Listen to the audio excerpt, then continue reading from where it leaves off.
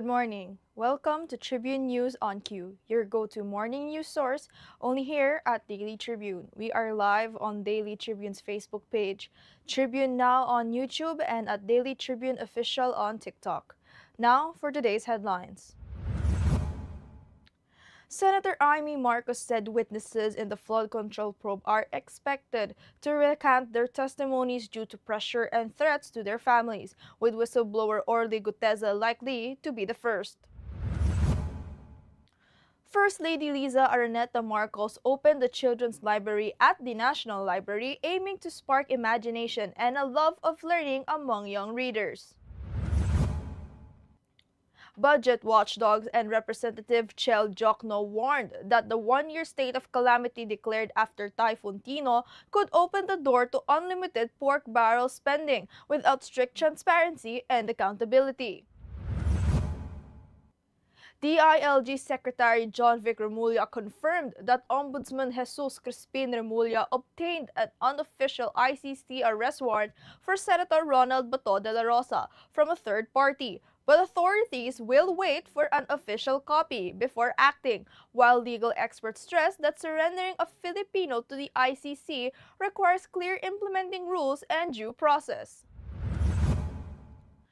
An 80-year-old woman known as alias Lucy died in Barangay Tabugon, Iloilo after being struck by the exploding rim of a truck carrying live chickens, while the driver survived and settled with her family. The peso fell to a new low of 59.17 peso per US dollar amid political uncertainty and a stronger dollar, while the stock market rebounded slightly as investors hunted bargains and seasonal remittances offered some support. America's Got Talent Season 20 winner Jessica Sanchez will headline the Grand Countdown to 2026 at Manila's Newport World Resorts on the 31st of December, promising powerhouse performances, a world-class dinner, and surprise entertainment. UST ended a 4-game losing streak with a 109-97 win over the University of the East in UAAP Season 88, led by Nick Cabañero's 19 points, while NU beat FEU 70-64 to move closer to a twice-to-beat Final Four advantage.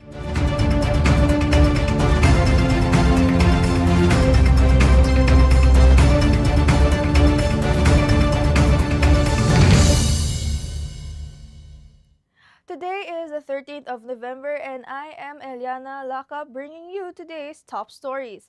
Let's kick things off with today's weather. Tropical Depression U1 was spotted 280 kilometers north of Itbayat, Batanes, with maximum winds of 55 kilometers per hour and gusts up to 70 kilometers per hour, moving northeast at 25 kilometers per hour. Meanwhile, the ITZC continues to bring rain and thunderstorms over Mindanao. Now for our traffic update. Light traffic at Balintawak Toll Plaza, Mindanao Toll Plaza, Bukawe Toll Plaza, San Fernando northbound and southbound lanes. All other areas of NLEX, Acetex, and NLEX connector, including toll plazas and interchanges, are reporting light traffic conditions. Motorists are advised to remain alert and observe traffic advisories for a smooth and safe trip. Now let's move on to this morning's headlines. Flood control witnesses may recant testimonies. Witnesses in the multi-billion peso flood control project case are expected to recant their testimonies, Senator Amy Marcos said. Marcos claimed whistleblowers including Marine Orly Guteza were pressured and feared for their families. Guteza, whose Senate testimony in September was considered explosive, is expected to backtrack first. Resigned Ako Bicol Party Representative Saldico remains abroad, while Senate Blue Ribbon Chair Panfilo Lacson has not responded to requests for comment. First Lady Liza Araneta Marcos led the opening of the Children's Library at the National Library of the Philippines, a new space designed to spark imagination and make reading fun. She shared her joy on social media, saying books to teach children to think. During the launch, Mrs. Marcos joined students in reading sessions, block play, and digital learning activities. The library is now open to the public. She also attended the launch of the Philippine First Ladies Portraits book, honoring former First Ladies through art displayed at Malacanang's Presidential Museum. Following architect June Palafox's warning on possible fund misuse under the one-year state of national calamity, budget watchdogs and Representative Chiel Jokno urged vigilance, warning that unchecked powers could invite corruption. Under Proclamation 1077, President Ferdinand Marcos Jr. declared the calamity due to Typhoon Tino's damage. Jokno called for full transparency and regular public reporting to ensure funds truly reach victims. Former Budget Chief Butch Abad estimated over 500 billion pesos may be available for recovery, stressing that projects must remain tied to disaster response. Interior Secretary John Vic Remulla confirmed the reported ICC arrest warrant for Senator Ronald Bato de la Rosa appeared authentic but said it came from a third-party source, not the ICC. De la Rosa's lawyer Israelito Torreon argued there is no legal basis to surrender Filipinos to the ICC due to missing implementing rules under Republic Act 9851. Meanwhile, ICC counsel Cristina Conti said such arrests are usually conducted in secret to ensure success. The DOJ says it will act once an official order is received. Tragedy struck Barangay Tabugon on November 10th when an 80-year-old woman known only as Lucy died in a hospital after a freak accident.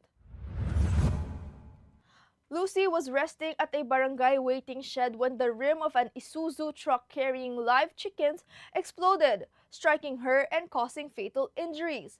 The truck traveling from Dueñas to Pototoan, Iloilo was driven by Ray of Genoy, who survived and settled with the victim's family. Police confirmed Lucy's severe lacerations proved fatal, ending what should have been an ordinary morning. The Philippine peso fell to 59.17 peso per US dollar on Wednesday, its weakest close since October 28th, amid political uncertainty and a stronger US dollar. The Philippine Stock Exchange rebounded slightly to 5,714.2, driven by bargain hunting, despite the peso slide. Analysts say the currency remains supported by seasonal remittances and robust gross international reserves of over 109.7 US dollars billion, providing a buffer against shocks. The peso near-term direction will depend on BSP measures, remittance inflows, and US Federal Reserve's December policy decision, which could affect global currency trends heading into 2026. Filipino-American singer Jessica Sanchez returns to Manila to headline the Grand Countdown to 2026 at Newport World Resort on the 31st of December, fresh from her America's Got Talent Season 20 win. Sanchez, the American Idol Season 11 runner-up, has stayed close to Filipino fans through concerts and appearances. The event will feature world-class dining, major prize giveaways, and surprise performers for a glitzy New Year's Eve celebration. Tickets are available at Newport World Resort's box office, ranging from 15,000 to 25,000. The UST Tigers ended a month-long skid with a 109-97 win over UE, fueled by Nick Cabañero's 19 points, boosting their Final Four hopes in new AAP Season 88. UST's win was sparked by a strong start and key contributions from Collins Akoe, 16 points and 16 rebounds, and Jello Crisostomo with 14 points, halting their 4-game slump. Meanwhile, UE remains winless after 12 games, extending their losing streak to 18 matches. Now, a quick look at today's horoscope. Today calls for resilience and focus, Aries. Stay calm and keep your chin up, even if colleagues make things challenging. In your personal and professional life, staying diligent and consistent will pay off. At work, some coworkers may compete for opportunities you were hoping for, but keep your head down and giving your best effort will get you noticed. Your supervisors are likely to recognize your dedication and sway things in your favor.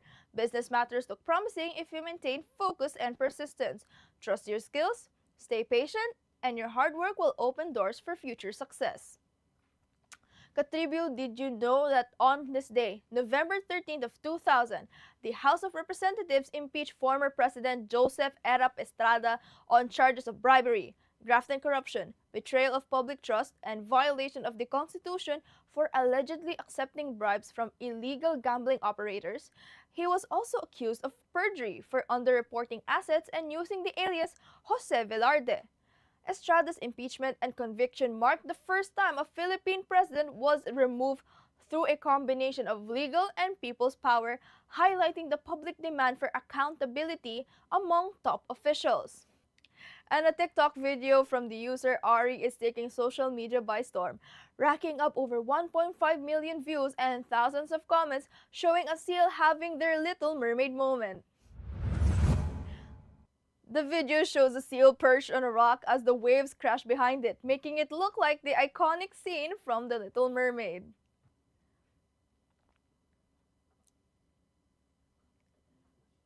That's all for now, mga katribo. Join us again at 1 o'clock p.m. for more updates. I am Eliana Lacap, and this has been Tribune News on Q.